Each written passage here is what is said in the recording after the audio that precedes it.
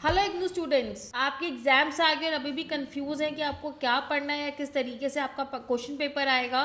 तो ये वीडियो सिर्फ और सिर्फ आप ही के लिए है। आज मैं आपके लेकर आई हूँ बीपीएससी 144 का जून 2025 का क्वेश्चन पेपर विद सॉल्यूशन, जो आपको मिलेगा सिर्फ और सिर्फ उन्नति एजुकेशन पर एक्सक्लूसिवली। पेपर स्टार्ट करने से पहले बच्चों, सबसे इम्पोर्टेंट कि आप पहले हमारे चैनल उन्नति एजुकेशन को लाइक और सब्सक्राइब करें ताकि आपकी कोई भी इम्पोर्टेंट अपडेट जो है वो मिस ना हो। तो चलिए, आप अपनी स्क्रीन पे देख सकते हैं बच्चों, ये है आपका BPSC 144 June 2025 introduction to South Asia. 3 hours का आपका पेपर है, 100 मार्क्स का रहेगा। आपको कोई भी 5 क्वेश्चन अटेम्प्ट करने हैं और एटलीस्ट 2 क्वेश्चन अटेम्प्ट करने हैं फ्रॉम ईच सेक्शन। के जो आंसर्स होंगे वो होंगे 400 वर्ड्स में, और हर क्वेश्चन जो है वो कितने मार्क्स का है, आपका 20 मार्क्स का है। तो चलिए, सबसे पहले आते हैं हम सेक्शन नंबर 1 पर। सेक्शन 1 नंबर 1 में आपसे क्या पूछा गया, explain in detail the struggle for freedom and nationalism in a South Asia. चलिए सॉल्यूशन देखते हैं स्टूडेंट। सबसे पहले आएगा आपका इंट्रोडक्शन। तो जो आपकी स्ट्रगल थी फ्रीडम की और ग्रोथ ऑफ नेशनलिज्म की साउथ एशिया के अंदर, वो इमर्ज हुई थी as a response of a foreign domination, economic exploitation, political subordination. और नेशनलिज्म जो था वो धीरे धीरे ग्रेजुअली डेवलप होना शुरू हुआ through political, social and cultural mobilization की वजह से। उसके बाद आ जाता है बच्चों आपका पॉइंट्स। सबसे पहला पॉइंट है आपका colonial domination and early resistance.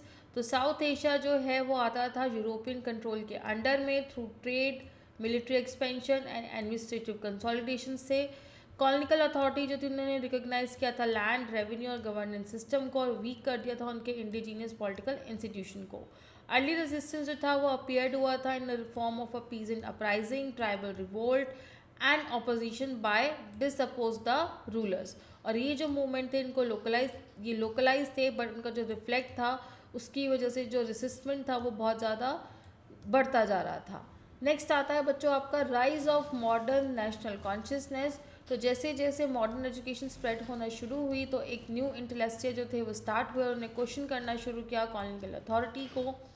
Print culture और पब्लिक डिबेट ने हेल्प किया कि उन्होंने आइडियाज़ सर्कुलेट करे राइट्स, लिबर्टी और सेल्फ डिटर्मिनेशन से related.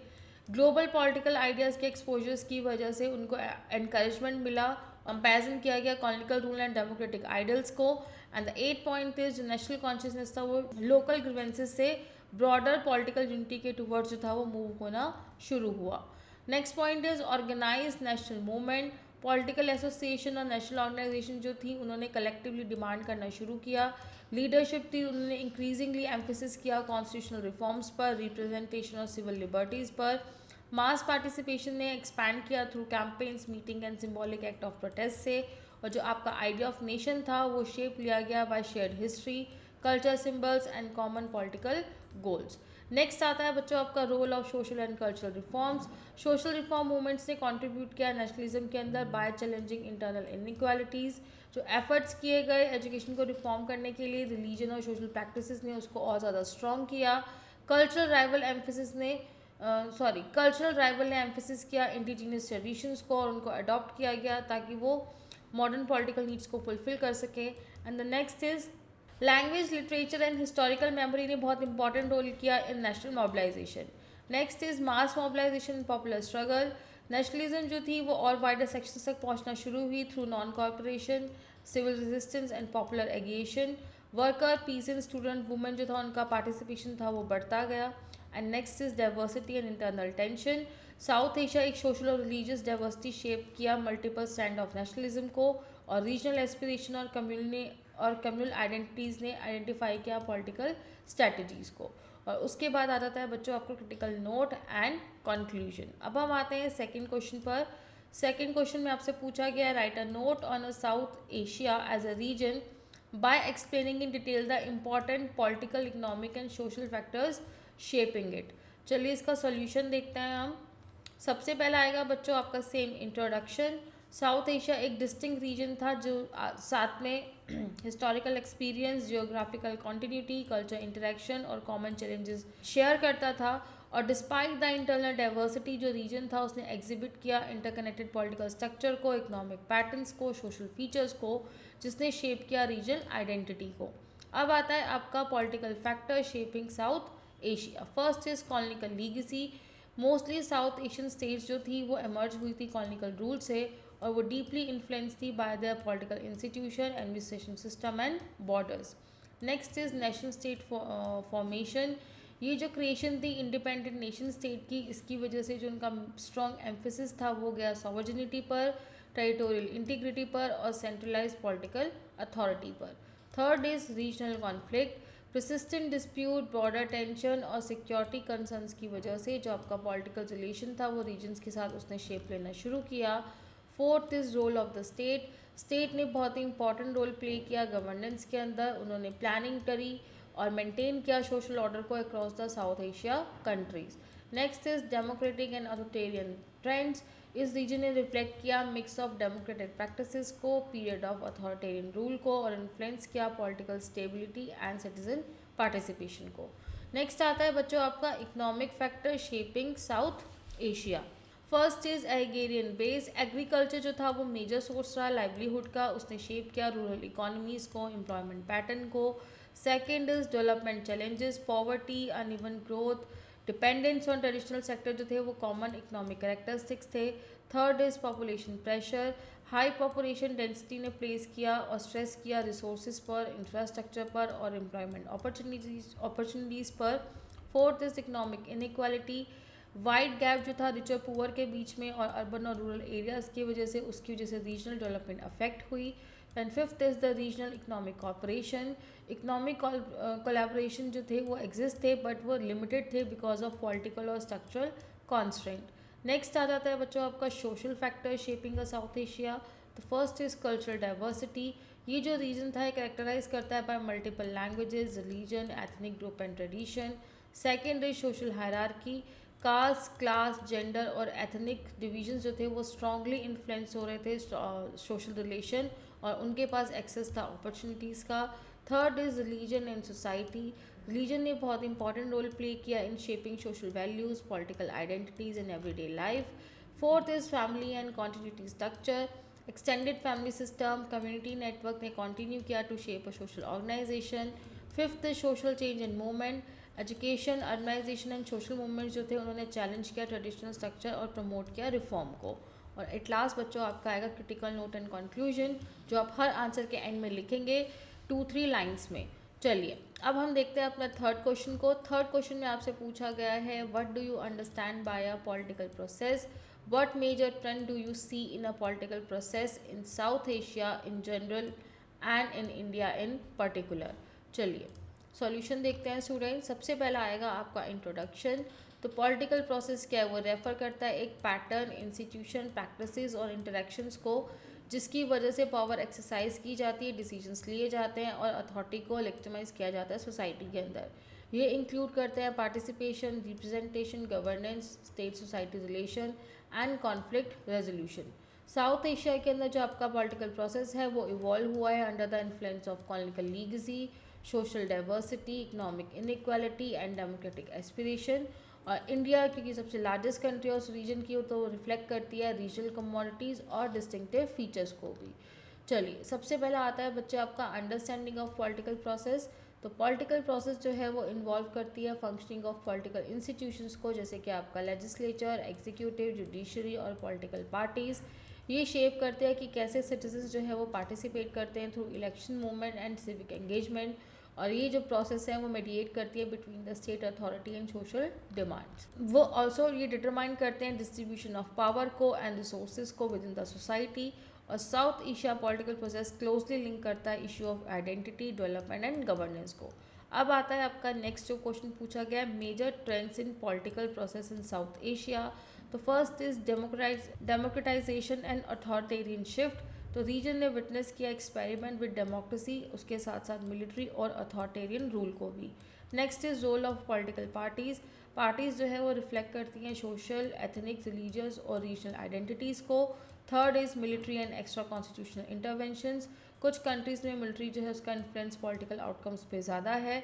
Fourth is identity based politics. Caste, ethnicity, region और लैंग्वेज जो है वो बहुत इंपॉर्टेंट रोल प्ले करती है मोबिलाइजेशन के साथ। Weak institutionalisation, democratic institution exist करते थे बट वो ऑफन चैलेंजेस करते थे स्टेबिलिटी और ऑटोनॉमी को। Fifth is popular movement and protest, mass movement जो था उसने शेप लिया political change and demand for rights को। नेक्स्ट टॉपिक जो आपसे पूछा गया था वो था major trends in political process in India. तो first is democratic continuity, regular election और कॉन्स्टिट्यूशनल गवर्नेंस था वो कोर ऑफ इंडियन पॉलिटिक्स था। Second is federalization of politics, importance जो थी रीजनल पार्टीज़ की वो और ज़्यादा इंक्रीज होती गई और स्टेट लेवल लीडरशिप भी। Next is colonisation politics, single party dominance से कॉलोनेशन गवर्नमेंट के टुवर्ड्स शिफ्ट हुआ। Social justice and inclusion, political mobilisation ने उसको मार्शलाइज किया ग्रुप को through democratic means. Fifth is centralisation of power, executive को ज़्यादा स्ट्रॉन्ग किया गया, लीडरशिप सेंट्रिक पॉलिटिक्स हुई। And the last is electoral participation, expansion हुआ वोटर पार्टिसिपेशन का और कॉम्पिटिटिव पॉलिटिक्स का। एट लास्ट आपका क्रिटिकल नोट एंड कंक्लूजन। चलिए फोर्थ क्वेश्चन देखते हैं। फोर्थ क्वेश्चन में जो है वो आपको शॉर्ट नोट्स लिखने हैं दोनों पर 200 वर्ड्स ईच। फर्स्ट है आपका role of a media as a fourth state in South Asia और सेकंड है आपका पॉलिटिकल स्ट्रक्चर इन बांग्लादेश। चलिए सबसे पहले फर्स्ट पॉइंट देखते हैं, role of media as a fourth state in South Asia. तो मीडिया आपका साउथ एशिया के अंदर उसको डिस्क्राइब किया जाता है as a fourth state because वो एक्ट करती है as a watchdog over the political power और पब्लिक इंस्टीट्यूशन, और ये बहुत इंपॉर्टेंट रोल प्ले करती है for shaping a public opinion और इंश्योर करती है अकाउंटेबिलिटी और फैसिलिटेट करती है डेमोक्रेटिक पार्टिसिपेशन को रीजन के अंदर by social diversity and political contestation. अब आता है आपका की रोल ऑफ मीडिया। तो फर्स्ट है आपका watch dog function, media monitor करता है गवर्नमेंट के एक्शंस को, पॉलिटिकल लीडर के एक्शन को, इंस्टीट्यूशंस को, और एक्सपोज करता है करप्शन और मिसयूज ऑफ पावर को।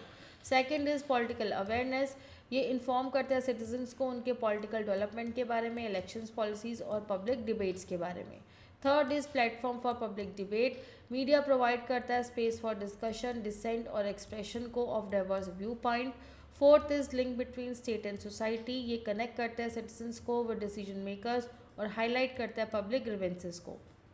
Fifth is role in democratic transition, media support करता है मूवमेंट को फॉर डेमोक्रेसी और civil right across the region. And sixth is growth of electronic and digital media, कि जैसे जैसे आपका एक्सपेंशन हो रहा है टेलीविज़न, सोशल मीडिया और ऑनलाइन प्लेटफॉर्म का, उसने पॉलिटिकल कम्युनिकेशन को और इंक्रीज़ कर दिया है।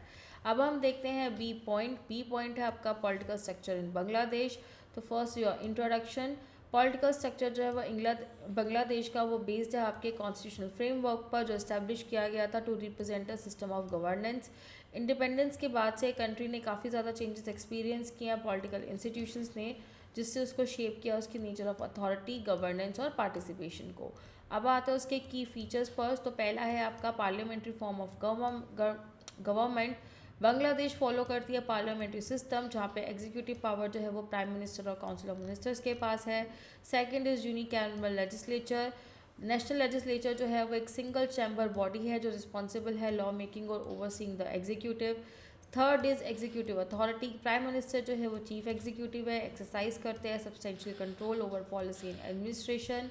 Fourth is role of president, president जो है वो एज अ फॉर्मल हेड है स्टेट का और वो लार्जली सिरेमोनियल फंक्शंस अटेंड करते हैं। फिफ्थ इज जुडिशरी, जुडिशरी जो है वो कॉन्स्टिट्यूशनली इंडिपेंडेंट है और एंट्रस्ट करती है with safe guard and constitutional provisions. Sixth is political parties, parties based है पॉलिटिकल डोमिनेशन के ऊपर ओवर पॉलिटिकल सिस्टम, इन्फ्लुएंस करती है गवर्नेंस और इलेक्शंस को। And the seventh is electoral system, election provide करता है basis for political legitimacy and leadership formation को। और एट लास्ट आपका क्रिटिकल नोट एंड कंक्लूजन। चलिए अब हम बढ़ते हैं अपने सेक्शन 2 की टूवर्ड्स और उसमें क्वेश्चन नंबर 5 क्या है आपका, explain in detail the major water dispute in the region of South Asia and how do these affect the regional cooperation. तो स्टूडेंट एग्जाम में अच्छे मार्क्स स्कोर करने हैं तो मोस्ट इम्पॉर्टेंट है कि आप हमारी टीम से अभी लास्ट 5 ईयर के क्वेश्चन पेपर विद सॉल्यूशन लो ताकि आपको पैटर्न, इंपॉर्टेंट क्वेश्चन सब पता हो। तो इसको बिल्कुल भी स्किप नहीं करना है। आप हमारी टीम को अभी कांटेक्ट करेंगे, उनसे पेपर्स लेंगे या फिर आप हमारी वेबसाइट unnitieducations.com पर विज़िट कर सकते हैं जहाँ पे आप इग्नू पर क्लिक करेंगे और यहाँ पे आपको एडमिशन, असाइनमेंट्स, आपके लास्ट ईयर के paper with solution, guest paper and notes सब मिलेगा। अभी टीम को कांटेक्ट करो, बिल्कुल लेट मत करो। चलिए इंट्रोडक्शन पर आते हैं। सबसे पहले तो वाटर जो है एक one of the vital resource है साउथ एशिया का, because of a share river system, growing population, agrarian economies और अनइवन जियोग्राफिकल डिस्ट्रीब्यूशन की वजह से। तो जो आपका मेजर रिवर है इस रीजन की वो क्रॉस नेशनल बाउंड्रीज हैं जो वाटर शेयरिंग को और पॉलिटिकल स्ट्रैटेजिक इशू बनाती हैं। अब आते हैं हमारे मेजर डिस्प्यूट्स कौन कौन से हैं साउथ एशिया के अंदर। पहला आता है बच्चों आपका इंडस रिवर डिस्प्यूट इंडिया और पाकिस्तान के बीच में। इंडस रिवर सिस्टम जो है वो शेयर की जाती है इंडिया और पाकिस्तान के साथ। डिसएग्रीमेंट अराइज रहता है over water allocation, dam construction और हाइड्रो इलेक्ट्रिक प्रोजेक्ट्स पर, और डिस्पाइट एक एग्जिस्टिंग ट्रीटी फ्रेमवर्क की मिसट्रस्ट और पॉलिटिकल टेंशंस की वजह से ये कॉपरेशन को इफेक्ट करता रहता है। Next is Ganga टेस्टा water dispute जो है इंडिया और बांग्लादेश के बीच में। गंगा रिवर और उसकी जो ट्रिब्यूटरीज है स्पेशली टेस्टा वो सेंट्रल है इंडिया और बांग्लादेश रिलेशंस का। डिस्प्यूट जो है वो कंसर्न रहता है specifically dry season water sharing और अपस्ट्रीम डाइवर्शन की वजह से। बांग्लादेश जो है वो रिमेन कंसर्न रहता है अबाउट रिड्यूस वाटर फ्लो जो अफेक्ट करता है उनके एग्रीकल्चर और लाइवलीहुड को। Third is Mahakali river dispute जो है आपका इंडिया और नेपाल के बीच में। महाकाली रिवर जो है वो फॉर्म करती है वो फॉर्म है part of the boundary between India and Nepal. Conflict जो है वो रहता है आपके river usage, hydro power project और बेनिफिट शेयरिंग के बेसिस पे। नेपाल ने अपना कंसर्न रेज किया over unequal advantage and interpretation of agreements पर। फोर्थ आता है आपका Kosi and Gandak river issue जो भी अगेन इंडिया और नेपाल के बीच में है। इन रिवर्स की वजह से फ्रीक्वेंट फ्लड्स एंड डिस्प्लेसमेंट होता रहता है। डिफरेंस जो है वो एग्जिस्ट करता है over flood control measures, embankment और कंपनसेशंस की वजह से। लोकल पॉपुलेशन जो है उनको बेयर करना पड़ता है because of a unresolved cooperation. And fifth आता है आपका ब्रह्मपुत्र रिवर कंसर्न जो है आपका इंडिया, चाइना और बांग्लादेश के बीच में। ऑल्दो इसका कोई डायरेक्ट डिस्प्यूट नहीं है, अपस्ट्रीम एक्टिविटीज़ और डैम कंस्ट्रक्शन जो है वो टेंशन्स क्रिएट करती रहती हैं और डाउनस्ट्रीम कंट्रीज जो है वो उनको डर रहता है कि कहीं उनकी वाटर अवेलेबिलिटी कम ना हो जाए और इकोलॉजिकल डैमेज ना हो। अब आता है आपका impact of water dispute on a regional cooperation. First है आपका ट्रस्ट डेफिशिएट। परसिस्टेंट डिस्प्यूट की वजह से आपके पॉलिटिकल मिस्ट्रेस जो है वो नेबरिंग कंट्रीज़ के अंदर और भी ज़्यादा डीप हो चुके हैं। Second is week regional institution, कोई स्ट्रॉन्ग मैकेनिज्म नहीं है इसलिए कलेक्टिव वाटर मैनेजमेंट नहीं हो पा रहा। Third is politicization of resources, water issue को एक एंटेंगल कर दिया जाता है बॉर्डर पॉलिटिकल कॉन्फ्लिक्ट्स के साथ। Fourth is obstacle to economic integration, disputes की वजह से एग्रीकल्चर, ट्रेड और एनर्जी के अंदर कॉपरेशन नहीं हो पाता। And the last point is environmental and human cost, poor coordination की वजह से आपके फ्लड जो है वो और ज़्यादा वर्स हो जाते हैं और डिस्प्लेसमेंट और ज़्यादा वर्स हो जाती है। और एट लास्ट आपका क्रिटिकल नोट एंड आपका कंक्लूजन। चलिए क्वेश्चन नंबर 6 देखते हैं। क्वेश्चन नंबर 6 में पूछा गया write a detail note on a SAARC as a regional organisation and what are the major challenges associated with its working and functioning। चलिए 6 को देखते हैं। 6 में सबसे पहला आता है आपका इंट्रोडक्शन। तो आपका जो South Asian Association of Regional Corporation है सार्क, वो एक रीजनल ऑर्गेनाइजेशन है to promote cooperation and development among the South Asian countries.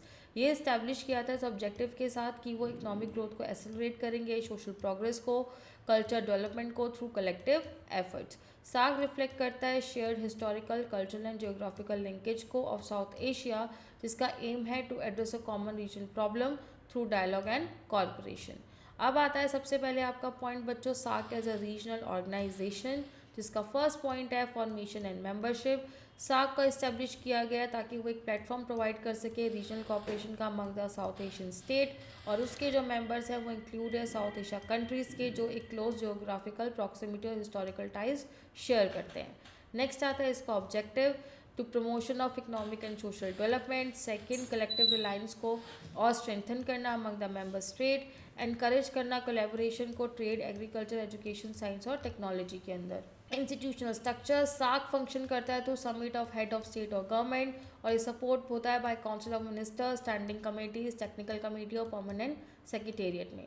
Fourth point आता है आपका areas of cooperation, regional trade और economic integration. Fourth, social development include करता है पॉवर्टी एलिवेशन को और ह्यूमन रिसोर्स डेवलपमेंट को। And the next is cultural exchange and people to people contact. Major challenges working and functioning of SAARC क्या है? पहला आ जाता है आपका पॉलिटिकल कॉन्फ्लिक्ट, तो परसिस्टेंट पॉलिटिकल टेंशन और bilateral disputes among the members जो हैं वो उनके कॉपरेशन को हिंडर करती हैं। Second is lack of mutual trust, suspicion और राइवलरी जो है अमंग द कंट्री वो विलिंगनेस को रिड्यूस कर देती है कि वो आपस में कोलैबोरेट करें। Third is asymmetry among the members, जो आपका डिफरेंस है साइज, पावर, इकोनॉमिक कैपेसिटी में इम्बैलेंस क्रिएट कर रहा है डिसीजन मेकिंग और आउटकम्स में। Fourth is weak economic integration, intra regional trade जो है वो रिमेन लो है बिकॉज ऑफ प्रोटेक्शनिस्ट पॉलिसीज़ और नॉन ट्रैफिक बैरियर्स में। Fifth is institutional limitations, decisions जो है वो कॉन्शियसनेस के ऊपर बेस्ड है और उसकी वजह से डिलेज और इनेक्शंस होते रहते हैं और ऑर्गेनाइजेशन है वो उसकी इफेक्टिवनेस एनफोर्समेंट को वो लैक करता है कहीं ना कहीं। Sixth is limited people centric approach, regional comparison जो है वो स्टेट सेंट्रिक है जिसमें इन्वॉल्वमेंट जो है सिविल सोसाइटी और प्राइवेट सेक्टर्स का वो बहुत कम है। And the next is impact on a regional corporation, तो पॉलिटिकल डिसएग्रीमेंट जो है वो समटाइम्स इकोनॉमिक और सोशल कॉपरेशन को ओवरशैडो कर देता है। रीजनल इनिशिएटिव प्रोग्रेस धीरे धीरे कर रहा है because of lack of sustain commitment, और सार्क जो है वो फुली रियलाइज नहीं कर रहा उसके पोटेंशियल को as a effective regional body. और एट लास्ट आपका क्रिटिकल नोट एंड कंक्लूजन। चलिए क्वेश्चन नंबर 7 देखते हैं। What do you understand by the term human development? Explain the regional imbalance in South Asia associated with it. चलिए इसका answer देखेंगे। Human development refer करता है process of enlarging people choices को और इम्प्रूव करता है उनकी वेलबींग को। इसका जो एम्फेसिस है वो है कि ह्यूमन कैपेबिलिटीज़ को और एक्सपेंड करना रेदर दैन उनको सिर्फ इकोनॉमिक ग्रोथ देना। ये जो कॉन्सेप्ट है फोकस करता है कि इंडिविजुअल को वो लिव लॉन्ग और हेल्दी लाइफ दे सके और एक्वायर कर सके नॉलेज और वो एक decent standard of living life को इन्जॉय कर सके। नेक्स्ट आता है बच्चों आपका first understanding the concept of human development. तो ह्यूमन डेवलपमेंट प्लेस जो है वो लोगों को एक सेंटर ऑफ डेवलपमेंट देता है, ना कि सिर्फ इनकम अलोन। ये हाईलाइट करता है 3 कोर डायमेंशंस को, हेल्थ को, एजुकेशन को, स्टैंडर्ड ऑफ लिविंग को। उनकी जो अप्रोच है ये इक्विटी, पार्टिसिपेशन, सस्टेनेबिलिटी और फ्रीडम के ऊपर स्ट्रेस करती है। ये सीख करते हैं कि ह्यूमन कैपेबिलिटीज़ को एनहेंस करना है, उन्हें ज़्यादा से ज़्यादा अपॉर्चुनिटीज़ देनी है अक्रॉस द सोसाइटी, और डेवलपमेंट को as a long term social process देखा जाता है, ना कि प्योरली इकोनॉमिक आउटकम के तौर पे। नेक्स्ट आता है बच्चों आपका human development in South Asia. तो साउथ एशिया जो है उसने काफ़ी इंप्रूवमेंट करी है लिटरेसी, लाइफ एक्सपेक्टेंसी और पॉवर्टी रिडक्शन के अंदर, बट डिस्पाइट द प्रोग्रेस जो रीजन जो है अभी भी वहाँ पे लार्ज सेक्शन ऑफ पुअर और डिप्राइव पॉपुलेशन है। एक्सेस जो है हेल्थ केयर और एजुकेशन का वो वेरीज करता है across the countries. Population pressure जो है वो कॉन्टिन्यू है, इससे जो स्ट्रेन है वो रिसोर्सेज और पब्लिक सर्विसेज पर आ रहा है, और सोशल इनइक्वालिटीज़ जो है वो सिग्निफिकेंटली इन्फ्लुएंस करती है डेवलपमेंट आउटकम्स को। नेक्स्ट आता है स्टूडेंट आपका regional imbalance in South Asia. तो first is inter country imbalances, country जो है वो रीजन्स के अंदर वो डिफ़र करती है शार्पली इन इनकम लेवल, लिटरेसी रेट और हेल्थ इंडिकेटर्स पर। Second is intra country disparities, rural areas जो हैं वो अर्बन कंट्रीज से पीछे हैं कहीं ना कहीं एजुकेशन, हेल्थ केयर, एम्प्लॉयमेंट और अपॉर्चुनिटीज़ के अंदर। Third is gender inequalities, women जो है उनको लोअर एक्सेस मिलता है एजुकेशन, न्यूट्रिशन, हेल्थ केयर और एम्प्लॉयमेंट के अंदर। Fourth is social and ethnic inequalities, marginalise communities जो है एक्सपीरियंस करती हैं लोअर ह्यूमन डेवलपमेंट आउटकम्स को। Fifth is regional concentration of development जो है वो अभी भी कंसंट्रेटेड है कुछ सिलेक्टेड रीजन, सिटीज़ और इकोनॉमिक हब्स के अंदर। Sixth is unequal access to public services, quality जो है वो स्कूल, हॉस्पिटल और बेसिक एमिनिटीज़ जो है वो डिफरेंट रीजन्स के अंदर बहुत डिफ़र करती है। नेक्स्ट आ जाता है आपका cause of regional imbalance, uneven economic growth and investment pattern है, हिस्टोरिकल जो है वो निगलेक्ट कर रहे हैं कुछ रीजन्स और कम्युनिटीज़ को, गवर्नेंस जो है वो वीक है, सोशल सर्विस के अंदर डिलीवरीज अच्छी नहीं है, परसिस्टेंस, पॉवर्टी और अनएम्प्लॉयमेंट मेजर प्रॉब्लम है, और पॉलिटिकल इंस्टेबिलिटी और कॉन्फ्लिक्ट जो है वो कुछ एरियाज़ में अभी भी है। और एट लास्ट आपका क्रिटिकल नोट एंड कंक्लूजन। चलिए अब हम देखते हैं अपना लास्ट क्वेश्चन, क्वेश्चन नंबर 8, जिसमें आपको शॉर्ट नोट लिखना है 200 words each. First is civil society in South Asia and second is migration and development in South Asia. चलिए पहले हम ए पॉइंट देखते हैं student, civil society in South Asia. First is introduction.